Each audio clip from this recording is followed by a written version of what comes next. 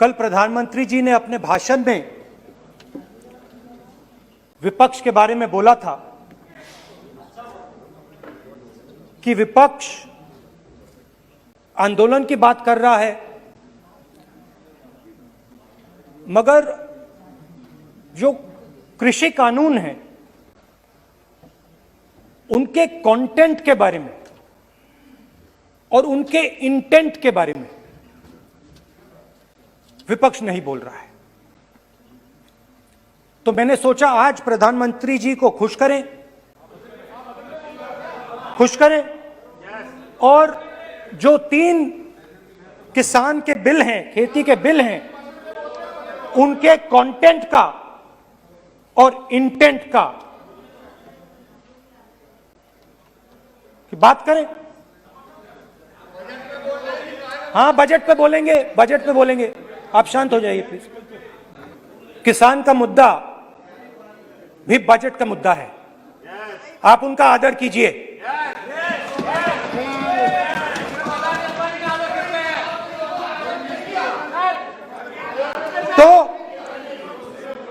तो बात है कि इन 3 कानूनों का कंटेंट और इंटेंट क्या है। तो पहले कानून का कंटेंट क्या है? पहले कानून का कंटेंट है कि कोई भी व्यक्ति देश में कहीं भी कितना भी अनाज, सब्जी, फल खरीद सकता है, जितना भी खरीदना चाहता है खरीद सकता है। तो अगर खरीदी देश में अनलिमिटेड खरीदी होगी तो मंडी में कौन जाएगा? मंडी में कौन जाके खरीदेगा? तो पहले कानून का कंटेंट मंडी को खत्म करने का है। इसका लक्ष्य मंडी को खत्म करने का है। दूसरे कानून का कंटेंट क्या है कि बड़े से बड़े उद्योगपति जितना भी अनाज, जितना भी फल, जितनी भी सब्जी स्टोर करना चाहते हैं वो स्टोर कर सकते हैं, कोई लिमिट नहीं। जितना वो होल्ड करना चाहते हैं कर सकते हैं। दूसरे कानून का कंटेंट एसेंशियल कमोडिटीज एक्ट को खत्म करने का। दूसरे कानून का कंटेंट जमाखोरी को अनलिमिटेड तरीके से हिंदुस्तान में चालू करने का। अब तीसरा भी कानून है।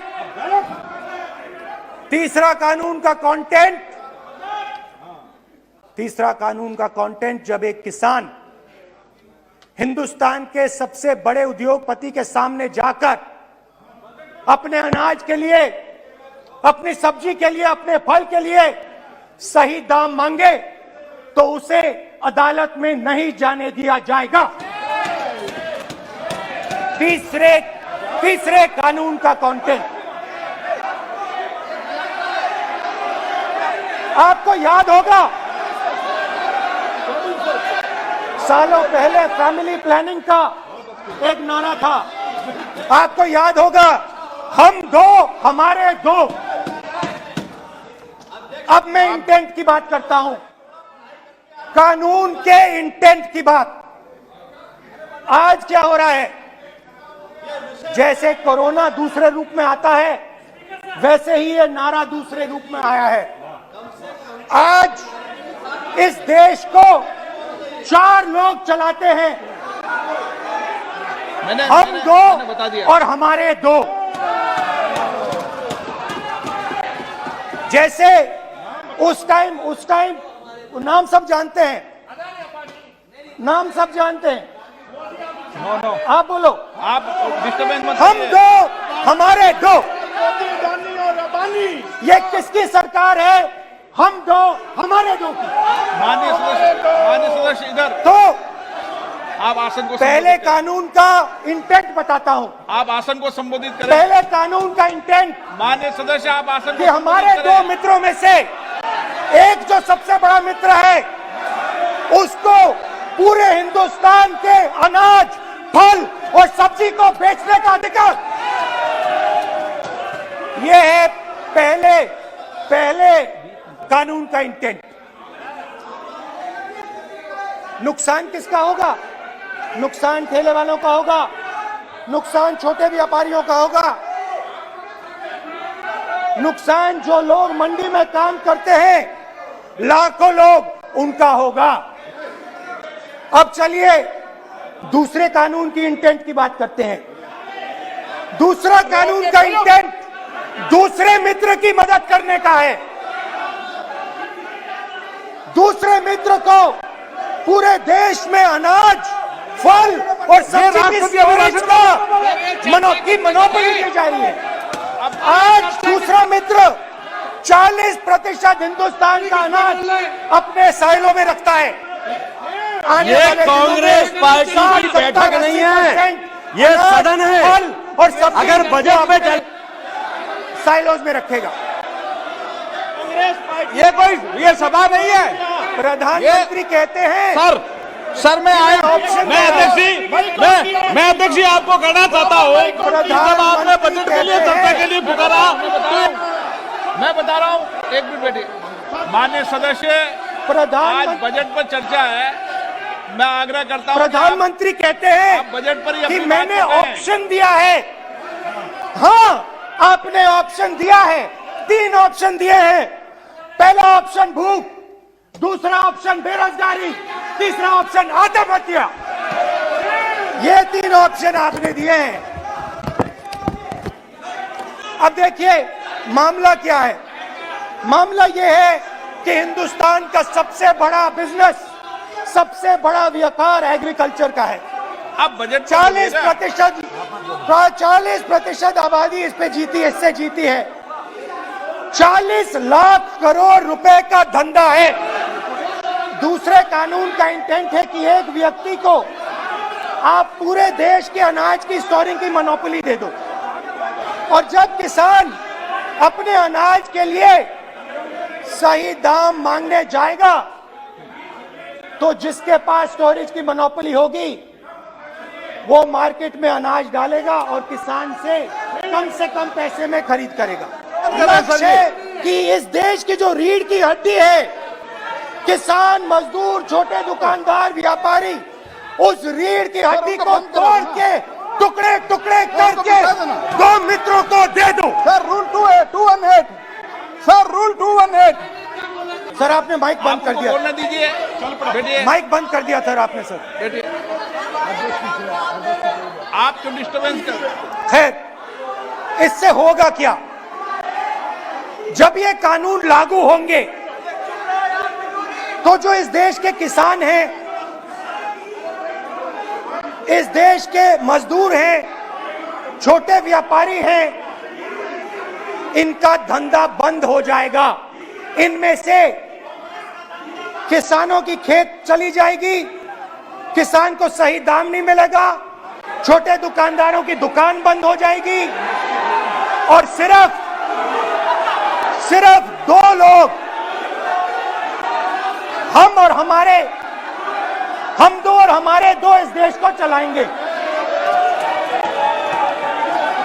हिंदुस्तान का फूड सिक्योरिटी का सिस्टम है वो नष्ट हो जाएगा, और पहली बार सालों बाद एक बार फिर पहली बार हिंदुस्तान के लोगों को भूख से मरना पड़ेगा। रूरल इकोनॉमी नष्ट हो जाएगी और ये देश रोजगार नहीं पैदा कर पाएगा। ये नई चीज नहीं है।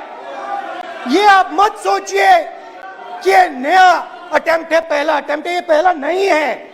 ये काम प्रधानमंत्री ने हम 2 हमारे 2 के लिए पहले नोटबंदी में शुरू किया था। पहली चोट नोटबंदी थी। आइडिया क्या था?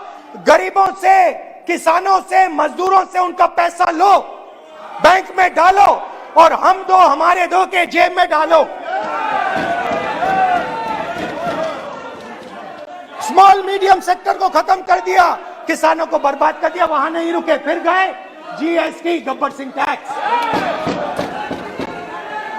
5 अलग अलग टैक्स, और फिर से उन्हीं बेचारों पर आक्रमण, उन्हीं किसानों पर, उन्हीं मजदूरों पर, उन्हीं व्यापारियों पर आक्रमण। फिर कोरोना आता है। कोरोना के समय मजदूर चिल्ला चिल्ला के कहते हैं हमें बस का टिकट दे दीजिए, हमें ट्रेन का टिकट दे दीजिए। नहीं नहीं नहीं, तुम्हें नहीं मिलेगा, तुम पैदल घर जाओगे। एक मिनट माननीय सदस्य प्लीज। मगर टैक्स माफ जरूर होगा, माननीय सदस्य जरूर होगा। माननीय सदस्य 5-10 उद्योगपतियों का टैक्स होगा। माननीय सदस्य प्लीज। तो पहले नोटबंदी, फिर जीएसटी, फिर कोरोना के समय उन्हीं 4-5-10 लोगों को पूरा का पूरा कर्जा माफ, 10 लाख करोड़ रुपए जो भी था कर्जा माफ। मगर हुआ क्या? हिंदुस्तान का रोजगार का जो सिस्टम है, जो स्मॉल एंड मीडियम इंडस्ट्री है, वो खत्म हो गई। आज ये देश रोजगार नहीं पैदा कर सकता है, सीधी सी बात। और आज नहीं, कल भी ये देश रोजगार नहीं पैदा कर पाएगा, क्योंकि आपने इस देश की रीढ़ की हड्डी तोड़ दी है। किसान की, मजदूर की, छोटे दुकानदार की, स्मॉल मीडियम बिजनेस की रीढ़ की हड्डी तोड़ दी।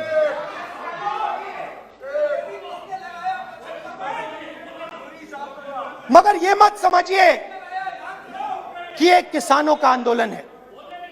ये किसानों का आंदोलन नहीं है। आपको बात अभी समझ नहीं आई है। ये देश का आंदोलन है, और ये किसान सिर्फ रास्ता दिखा रहा है। किसान अंधेरे में टॉर्च दिखा रहा है, और एक आवाज से ये पूरा देश उठने वाला है। पूरा देश एक आवाज से हम दो हमारे दो के खिलाफ उठने जा रहा है। और ये याद रखिए, मैं कह रहा हूं, लिख के ले लीजिए। आप सोचते हो कि हिंदुस्तान के किसान को, मजदूर को, छोटे दुकानदार को अपने पैसे से, अपने धन से परे कर सकते हो, ये आप सोचते हो।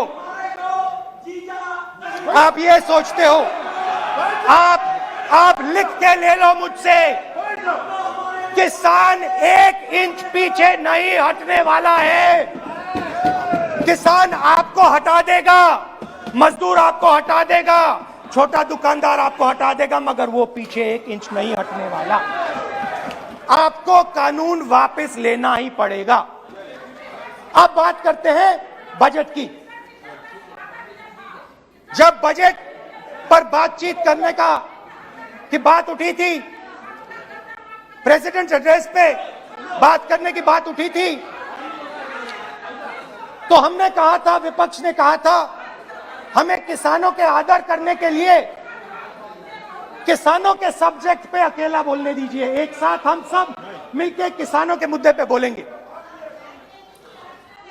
स्पीकर सर ने सरकार से पूछा, और सरकार ने कहा नहीं, किसानों के मुद्दे पर चर्चा नहीं होगी, बजट पे होगी और प्रेसिडेंट एड्रेस पे होगी।